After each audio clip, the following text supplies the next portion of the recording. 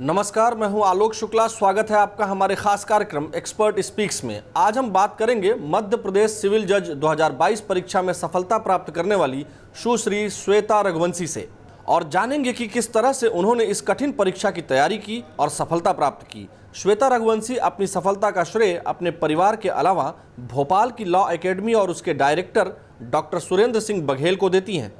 श्वेता रघुवंशी जी, आपको इस सफलता के लिए ढेरों शुभकामनाएं।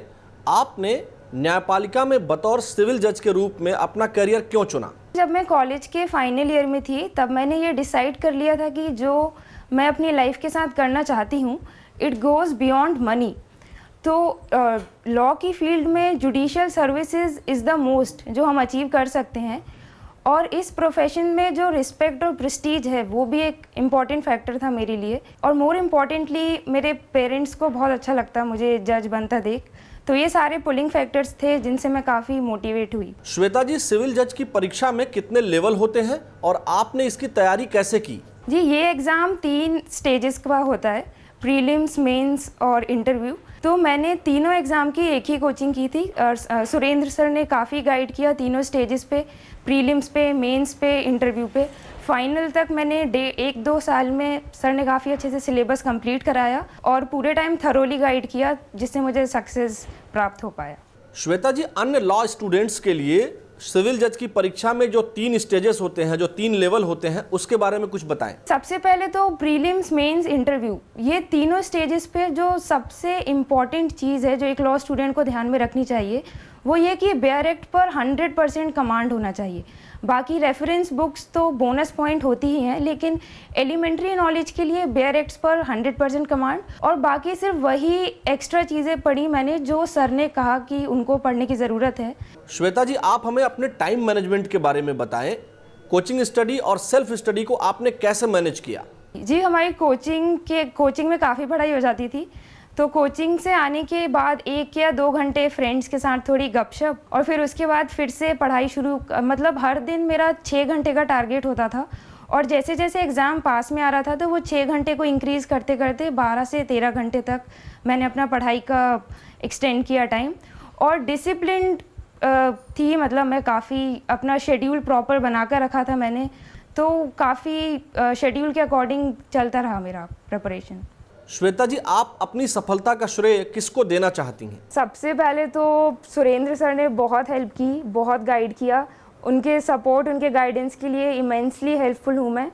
और फिर मेरे पेरेंट्स, मेरा भाई, मेरी पूरी फैमिली, फ्रेंड्स, इन सभी ने बहुत सपोर्ट दिया और इनकी ब्लेसिंग्स, इनकी काफ़ी ग्रेटफुल हूँ मैं, और अपने सक्सेस का क्रेडिट मैं इन्हीं सबको देना चाहती हूँ। श्वेता जी, आमतौर पर लोग लॉ की पढ़ाई के लिए, कोचिंग के लिए बाहर जाना ज़्यादा प्रेफर करते हैं। क्या भोपाल में इसकी पढ़ाई के लिए कोई अच्छी जगह है?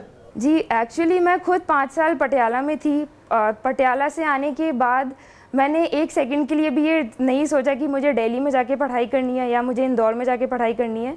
मुझे पता था कि लॉ एकेडमी भोपाल में एक्चुअली मेरे काफ़ी सीनियर्स थे जिनका सिलेक्शन हो चुका था, तो उन्होंने पहले से ही समझा कर रखा हुआ था कि इधर उधर जाने की ज़रूरत नहीं है, डिस्ट्रैक्शन की कोई पॉइंट ही नहीं है।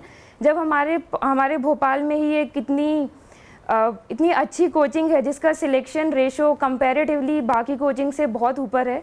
इसी बार ही काफ़ी 21 अराउंड सिलेक्शन हुए हैं, फर्स्ट अटेम्प्ट में ही काफ़ी सारे बच्चों के। कभी नहीं लगा कि मैंने कुछ गलत डिसीज़न लिया है, और अब तो मैं काफ़ी ग्रेटफुल हूँ कि मैंने एक बार भी ये नहीं सोचा कि मुझे कहीं और जाकर कोचिंग करनी है। श्वेता जी, लॉ एकेडमी ने आपकी तैयारी में जो मदद की है उसके बारे में दर्शकों को बताइए। सर ने प्रीलिम्स के लिए भी काफ़ी A to Z bare act को थरोली रिवाइज करवा दिया था हम लोगों को। सर ने मेंस की जजमेंट राइटिंग की कोचिंग, आंसर राइटिंग की कोचिंग सर ने काफ़ी अच्छे से ली। मतलब आंसर राइटिंग काफ़ी इंपॉर्टेंट फैक्टर होता है एग्ज़ाम को क्लियर करने में और एग्ज़ाम में अच्छी रैंक लाने के लिए। तो इसके लिए भी सर ने काफ़ी आंसर्स हम लोगों के चेक किए। सर ने बताया आंसर्स कैसे लिखने चाहिए, और जजमेंट इम्पॉर्टेंट होता है, कम से कम समय में अच्छे से अच्छा निर्णय कैसे लिया जाता है, ये भी सर ने बताया। तो जजमेंट राइटिंग में भी काफ़ी हेल्पफुल रहा सर का गाइडेंस। श्वेता जी, एक्सपर्ट स्पीक्स में जुड़ने के लिए और लॉ एकेडमी के बारे में अपने विचार साझा करने के लिए आपका बहुत बहुत शुक्रिया। Thank you very much. इसी के साथ आज बस इतना ही। अब मुझे दीजिए इजाजत। नमस्कार।